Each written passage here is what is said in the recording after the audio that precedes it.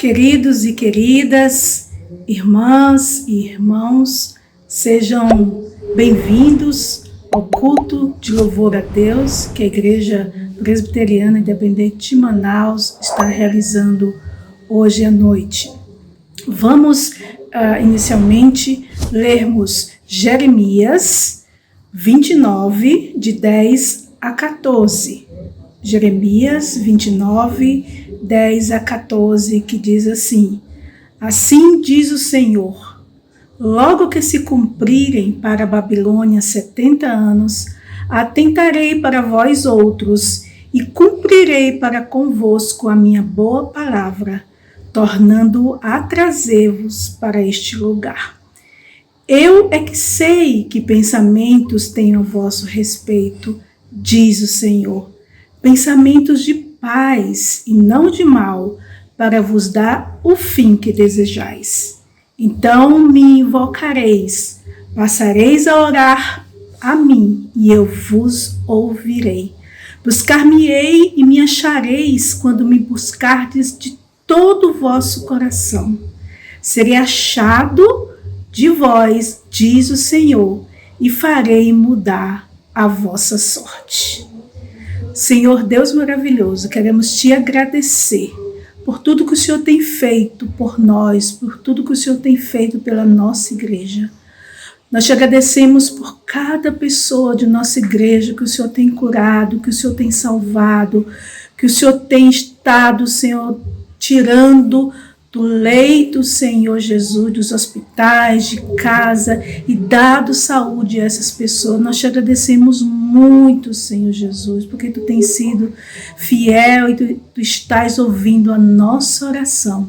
Muito obrigado, em nome de Jesus. Amém.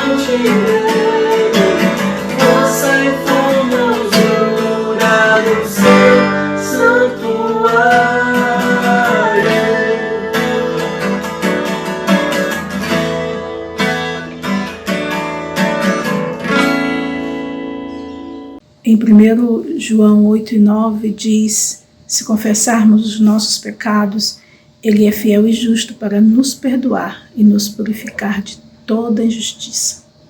Vamos orar, queridos, juntos em oração de confissão. Deus maravilhoso, queremos através do Teu Filho Jesus Cristo pedir perdão, Senhor, por todas as nossas ofensas, os nossos pecados que temos cometido, Senhor, contra Ti, contra as pessoas, contra nós, Senhor Jesus. Nos purifica, nos ajuda, Senhor, a não cometermos novamente, que o Senhor possa estar sondando o nosso coração, encontrando, Senhor, aquilo que não Te agrada. Que possamos estar, Senhor Jesus, sempre à frente da leitura da Tua Palavra para entendermos sempre, Senhor, a Tua vontade, poder fazê-la, não se desviando nem para a direita nem para a esquerda. Nós Te agradecemos por tudo, Te pedimos perdão, em nome de Jesus. Amém. Queridos, agora vamos passar para os louvores, vamos cantar, vamos louvar a Deus, vamos estar alegre nesse momento de louvor, de regozijo ao nosso Deus.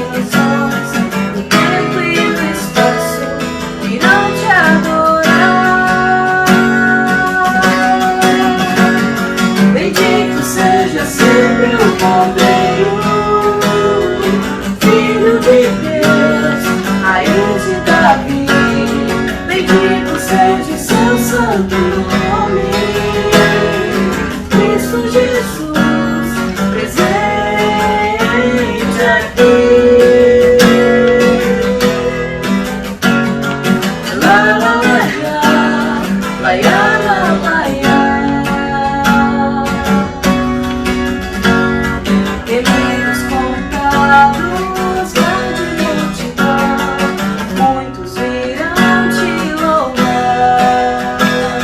O povo escolhido, teu reino e nação, no tempo e no espaço, virão te adorar.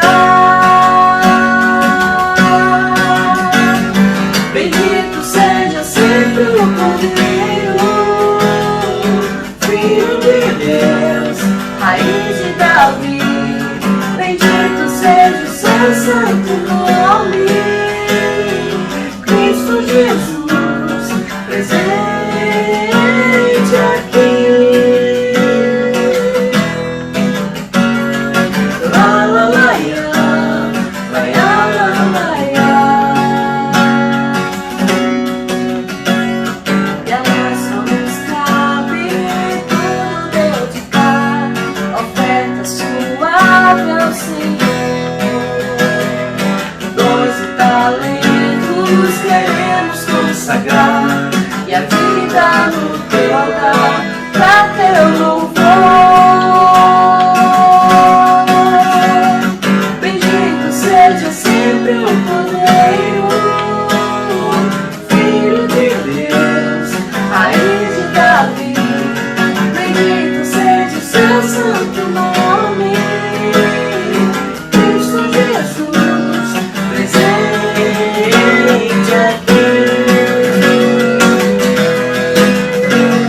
Bendito seja sempre o Cordeiro, Filho de Deus, Raiz de Davi. Bendito seja o seu santo nome, Cristo Jesus, presente aqui. Cristo Jesus, presente aqui. Cristo Jesus, presente. Vamos ouvir agora a mensagem que o nosso pastor Evandro, irá trazer. Olá, graça e paz. Eu estou aqui, meus amados irmãos, para trazer a reflexão da Palavra de Deus. Nós estamos nesse período aí suspendendo as nossas atividades presenciais, mas queremos refletir na Palavra de Deus e estamos então promovendo esses cultos através do nosso canal no YouTube. A nossa reflexão está baseada em Lucas capítulo 24. Abra a sua Bíblia então, Lucas capítulo 24, a partir do versículo de número 13.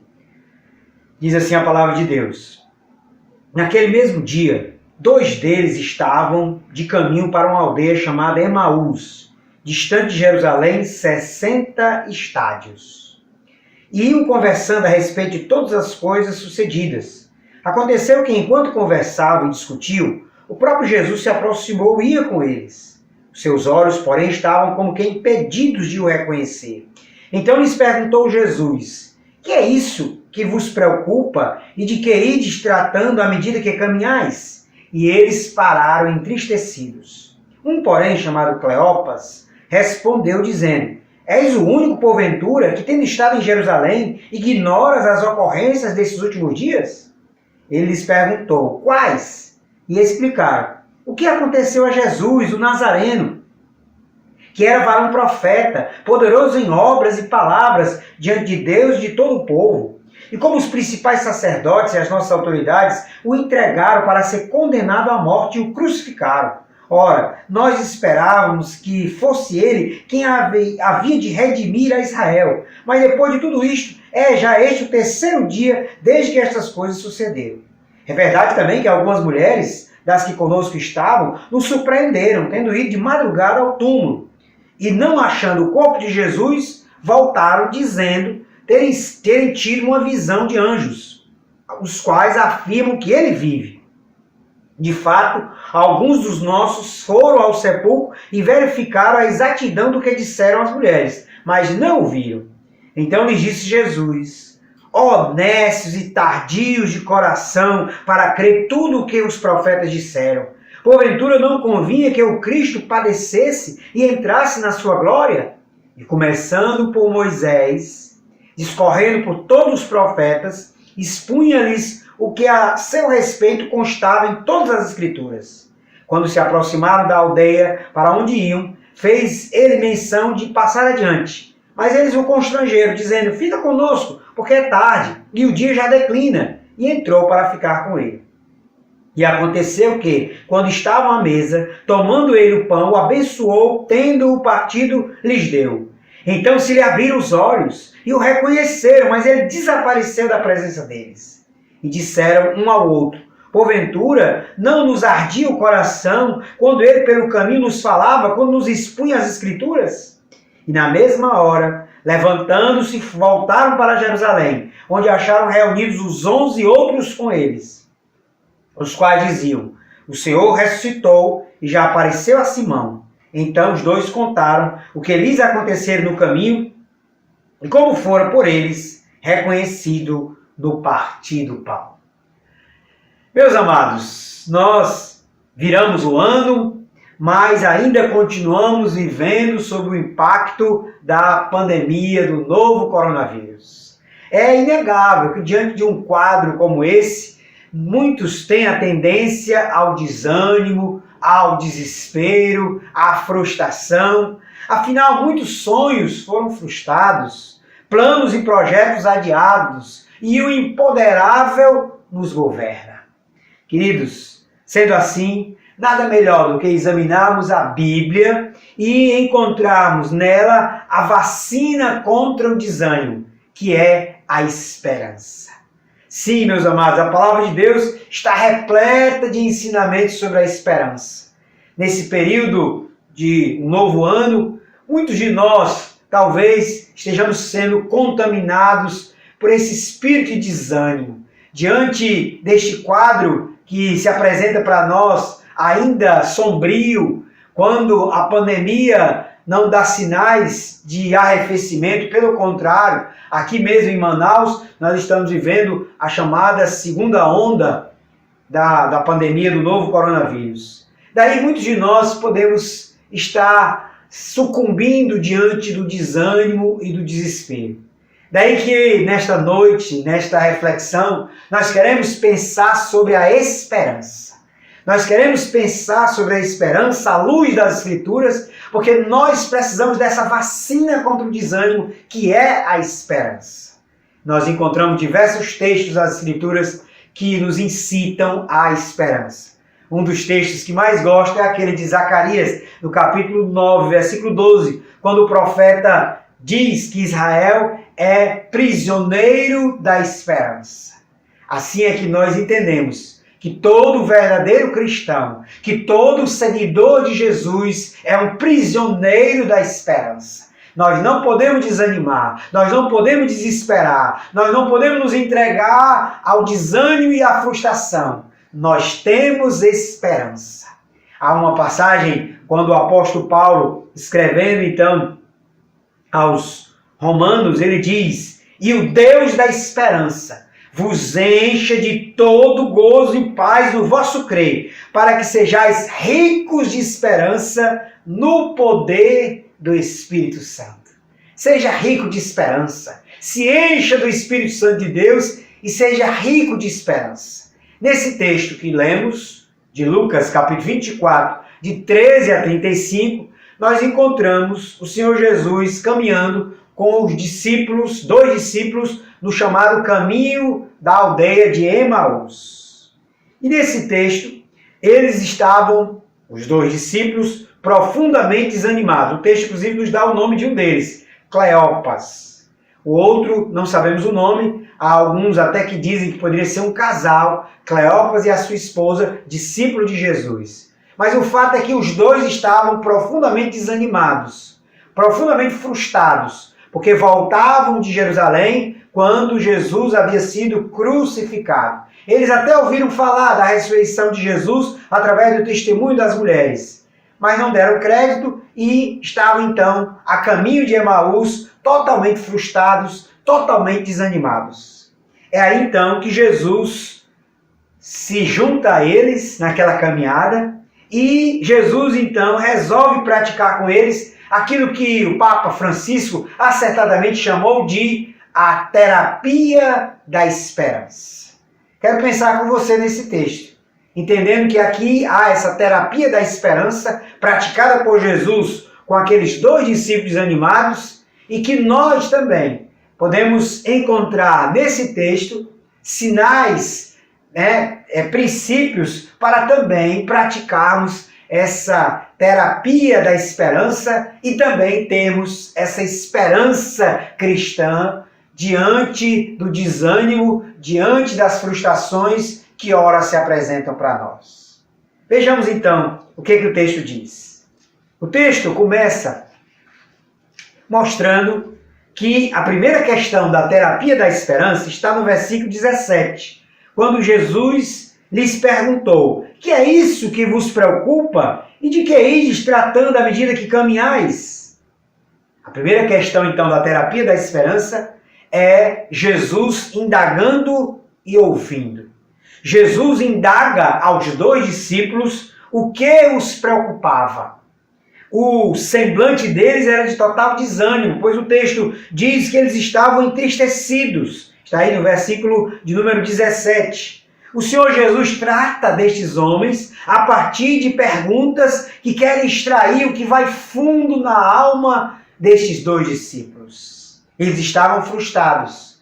O Jesus que eles esperavam que haveria de redimir a Israel havia sido crucificado, morto na cruz. Havia até o boato de que Jesus ressuscitara, mas eles não deram crédito e tomaram o caminho de Emaús, provavelmente voltando para as suas residências depois daquele horrendo espetáculo da morte de Jesus e com a morte de Jesus o sepultamento da sua esperança. Aqueles 2 discípulos estavam profundamente desanimados. Eles exteriorizaram para Jesus que esperava que Jesus fosse aquele que haveria de redimir a Israel. Tudo que haviam sonhado com Jesus, todo o projeto de Deus havia se desintegrado com a morte do Nazareno.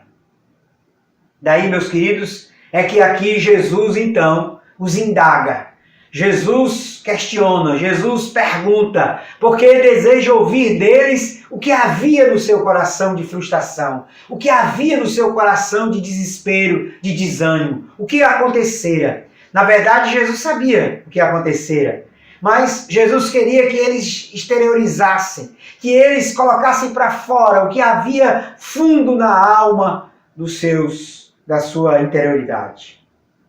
Daí é que nós aprendemos com essa questão o primeiro passo da terapia da esperança. Neste ponto nós aprendemos algo fundamental. Sim, que precisamos exteriorizar nossas frustrações. Precisamos colocar diante de Deus tudo aquilo que tem causado dor, tristeza, frustração e desânimo em nossa alma. Aqueles 2 discípulos exteriorizaram para Jesus todo o seu projeto de esperança que havia sido frustrado com a morte de Jesus.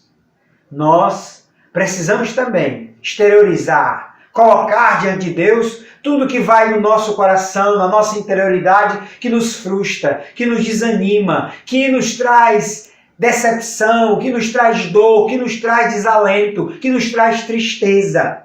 Sim, queridos, muitas pessoas estão tomadas por mágoas, por ressentimentos, por frustrações, por sonhos adiados. Muitos têm sido adoecidos por conta dessas frustrações. Muitas pessoas têm sucumbido diante do desânimo, diante do desespero, diante do desalento. A terapia da esperança nos ensina que precisamos colocar para fora tudo isso. Precisamos exteriorizar o que vai fundo no nosso coração, o que vai fundo na nossa alma. Você tem sofrido frustrações? Você tem tido mágoas? Você tem tido desânimo? Coloque isso diante de Deus. O Senhor Jesus, no caminho de Emaús, se coloca diante daqueles discípulos e deseja ouvi-los. Ele os indaga não porque não soubesse, não porque era um alienado, como o texto coloca aqui, né? Os discípulos questionando: és tu, né? És tu aquele que porventura não sabes, és o único porventura, versículo 18, que tem estado em Jerusalém e que ignoras as ocorrências desses últimos dias? Não, Jesus não ignorava as ocorrências dos últimos dias. Pelo contrário, ele fora protagonista delas. Mas aqui Jesus indaga porque quer que eles exteriorizem, que eles coloquem para fora tudo que havia em seus corações que precisava então ser exteriorizado. De igual modo, nós precisamos entender que se queremos esperança, a terapia da esperança nos ensina que precisamos então exteriorizar, que precisamos então colocar para fora mágoas, ressentimentos, frustrações, sonhos que foram adiados, decepções, desânimo. Há alguma coisa desse sentido no teu coração? Pois coloca isso diante de Deus, abre o teu coração para Deus. Jesus está no teu caminho e Ele deseja te ouvir. Ele deseja que você exteriorize todas as frustrações da sua alma, do seu ser, porque Ele deseja te dar esperança. Sim, meus amados, esse seria então o primeiro passo, quando Jesus pergunta e ouve os seus discípulos. Mas, no versículo 25 a 27, nós encontramos o segundo passo da terapia da esperança. Olha o que é que diz lá. Então lhes disse Jesus: honestos e tardos de coração, para crer tudo o que os profetas disseram. Porventura não convinha que o Cristo padecesse e entrasse na sua glória? E começando por Moisés, discorrendo por todos os profetas, expunha-lhes o que a seu respeito constava em todas as Escrituras. Aqui nós encontramos então a segunda questão na terapia da esperança praticada por Jesus com os 2 discípulos no caminho de Emaús, que diz respeito às Escrituras. Notemos, queridos, que Jesus aqui cita as Escrituras para os discípulos, mostrando desde Moisés e passando pelos profetas que convinha que Jesus, o Messias, padecesse, sofresse, mas também ressuscitasse. Era a voz da profecia, era a voz das Escrituras que Jesus então estava chamando os discípulos para ouvir. Queridos, ele inicia com Moisés e depois passa por vários profetas, mostrando que as Escrituras eram unânimes nas predições sobre o Messias, sobre o seu sofrimento, mas também sobre a sua ressurreição. O uso que Jesus faz das Escrituras é terapêutico, pois deseja Jesus restituir-lhes a esperança. As profecias citadas por Jesus já haviam se cumprido nele, portanto, aos discípulos agora restava apenas crer. Daí nós então entendemos o segundo passo da terapia da esperança. É que as Escrituras são fundamentais para nos incentivarem à esperança. A Bíblia Sagrada está repleta de histórias de homens e mulheres que tiveram a esperança, que vivenciaram a esperança, que não se entregaram ao desânimo, que não desistiram diante de lutas, obstáculos e barreiras, que não desistiram diante do sofrimento, diante das dificuldades, diante de exércitos, diante de barreiras inomináveis. Homens e mulheres nas Escrituras Sagradas que tiveram esperança. E por conta de terem esperança, eles, pois, venceram.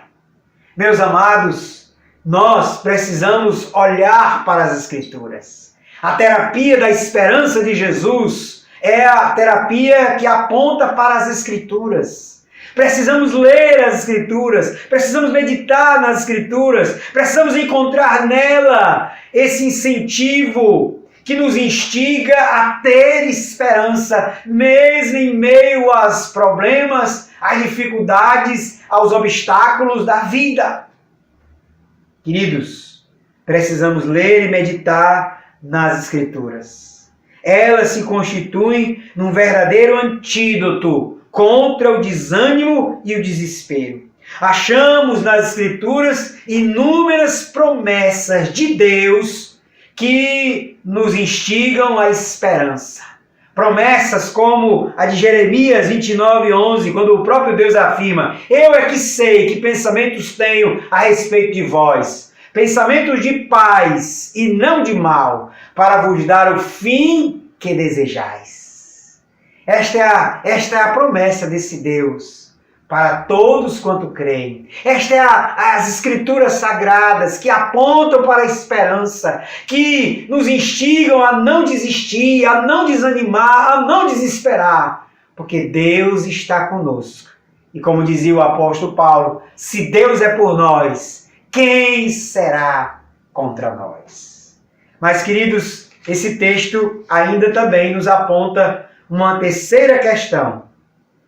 Está no versículo de número 30.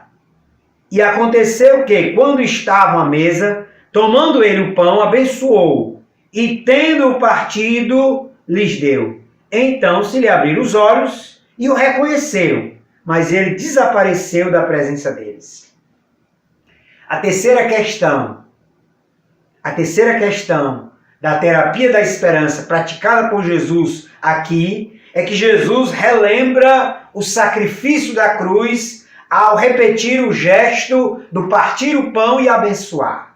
Jesus com isso está remetendo aqueles discípulos ao sacrifício da cruz. Quando na última ceia Jesus partiu o pão, Jesus entregou ali o seu corpo para ser sacrificado, o seu corpo para ser moído pelos nossos pecados, o seu sangue para ser vertido na cruz, e com isso Jesus estava dizendo que o sacrifício dele foi aceito. O sacrifício dele resultou em salvação, resultou em nossa redenção. Por isso, então, os discípulos tinham que ter esperança. Por isso que o gesto do partir do pão remete-os à ceia, remete-os, sobretudo, ao sacrifício da cruz. Quando no sacrifício da cruz a redenção foi efetivada. Deus aceitou o sacrifício do seu Filho. Deus aceitou o sacrifício do seu Filho e a redenção de todos que creem foi efetivada na cruz. Mas não somente isso. O gesto do partir do pão remete à ceia, remete ao sacrifício de Jesus na cruz, mas remete também ao fato de que ele venceu a morte, de que ele ressuscitou. Por isso que o texto lá de Romanos diz que ele ressuscitou para a nossa justificação. O sacrifício de Jesus foi aceito e ele ressuscita, vence a morte para justificar todos aqueles que creem. Daí, meus queridos, que a última palavra não é a dor, não é a morte, não é o caos, não é a frustração, não é o desânimo. A última palavra é a vitória. A última palavra é a vida. A última palavra é a ressurreição. A última palavra é a vitória. Por isso, meus queridos, você, ao iniciar este ano, pode estar sendo tomado por um espírito de desânimo diante desse quadro sombrio que se apresenta para nós, sobretudo aqui na cidade de Manaus, com a chamada segunda onda do Covid-19. Mas não desanime, tenha esperança, porque a última palavra não é a morte. A última palavra vem de Deus e a última palavra é vida. É vida com abundância, é vida de Deus, porque o sacrifício de Jesus foi aceito. Ele morreu, ele ressuscitou. Daí o apóstolo Paulo pôde declarar de forma tão ungida e abençoada, porque em Cristo Jesus somos mais do que vencedores. Somos mais do que vencedores. Lance fora o desânimo, lance fora o desespero, lance fora a mágoa, lance fora a frustração. Creia, confie, relembre o sacrifício de Jesus na cruz do Calvário e a sua ressurreição, porque isso certamente pode gerar em nós a esperança. Essa então é a terapia da esperança efetivada por Jesus no caminho de Emaús com os seus 2 discípulos. Diante então deste quadro, ele desaparece dos seus discípulos, porque já tinha realizado então essa terapia. Essa terapia começou ouvindo, indagando os discípulos no que havia de mais fundo no coração, na alma de cada um daquelas 2 pessoas. Depois, essa terapia continuou apontando para as Escrituras, instigando os discípulos a lerem as Escrituras, a buscarem nas Escrituras a esperança, a buscarem na Escritura histórias de homens e mulheres que não desanimaram, mas tiveram esperança. Por último, o texto nos diz que Jesus, ao partir o pão, relembra com aqueles 2 discípulos o sacrifício da cruz, a ceia que aponta para o sacrifício do Calvário e assim aponta para a vitória, para a salvação através de Cristo Jesus. Portanto, meus queridos, vamos ter esperança. A terapia da esperança de Jesus é então algo fundamental para que nesse tempo, num tempo onde há uma tendência ao desânimo, onde há uma tendência ao desespero, eu e você, cada um de nós, tenhamos esperança. Tenhamos esperança. Sejamos ricos de esperança. Deus abençoe a todos. Em Cristo Jesus, o Senhor, vamos orar. Amém. Querido Deus, Pai Celestial, nós estamos na Tua presença, te louvando, Senhor, pela Tua palavra, te louvando, ó Deus, pela terapia da esperança efetivada por Jesus com aqueles 2 discípulos no caminho de Emaús. Senhor, nós podemos aprender 3 lições básicas dessa terapia da esperança, que também podemos e devemos abrir o nosso coração diante do Senhor com as mágoas, com os ressentimentos, com as frustrações que vão fundo na nossa alma. Pai, nós também precisamos ler as Escrituras, meditar nas Escrituras, pensar nas Escrituras, nos instigando então à esperança. Nós também precisamos, Pai, relembrar o sacrifício de Jesus no Calvário e a sua ressurreição, porque a palavra final de Deus não é a morte, não é o caos, não é o desânimo, mas é a vida, é a ressurreição. É assim que nós oramos, Pai. Faz o teu povo rico de esperança, em o nome e por amor de Jesus, teu Filho, nosso Salvador. Amém. Amém, amados. Vamos orar, encerrando o nosso culto, intercedendo, então, por todos aqueles que estão enfermos e necessitados de oração. Senhor Deus, Pai Celestial, nós oramos em nome de Jesus, te suplicando, Pai, que o Senhor esteja visitando com poder, manifestação da Tua glória na vida de cada um dos Teus filhos e filhas que estão sofrendo, ó Pai, com algum tipo de enfermidade. Sobretudo, ó Pai, eles que estão sofrendo, Senhor, com o Covid. Deus, em nome de Jesus, use de misericórdia para com o Teu povo, Senhor. Manifesta a Tua glória e o Teu poder na vida desses Teus servos e servas. E, ó Deus, cura para a glória do Teu nome, mesmo aqueles que ainda não Te conhecem, mas que também são motivos da nossa oração. Que o Senhor esteja manifestando a Tua presença, curando, e que eles, ó Pai, também venham a reconhecer que o Senhor é Deus, que só o Senhor é Deus. Amado Pai, em nome de Jesus, te suplicamos, Deus, que o Senhor esteja operando a cura divina, cumprindo a promessa do Senhor, escrita lá no livro de Êxodo, capítulo 23, quando diz: servireis ao Senhor, e Ele abençoará o vosso pão e a vossa água, e tirarei do vosso meio as enfermidades. Cremos assim, Pai, confiamos em Ti, confiamos no Senhor, e Tu estás conosco. Obrigado por isso, recebe o nosso louvor e a nossa adoração, no nome precioso de Jesus. Amém. Levante a sua mão, receba a bênção apostólica.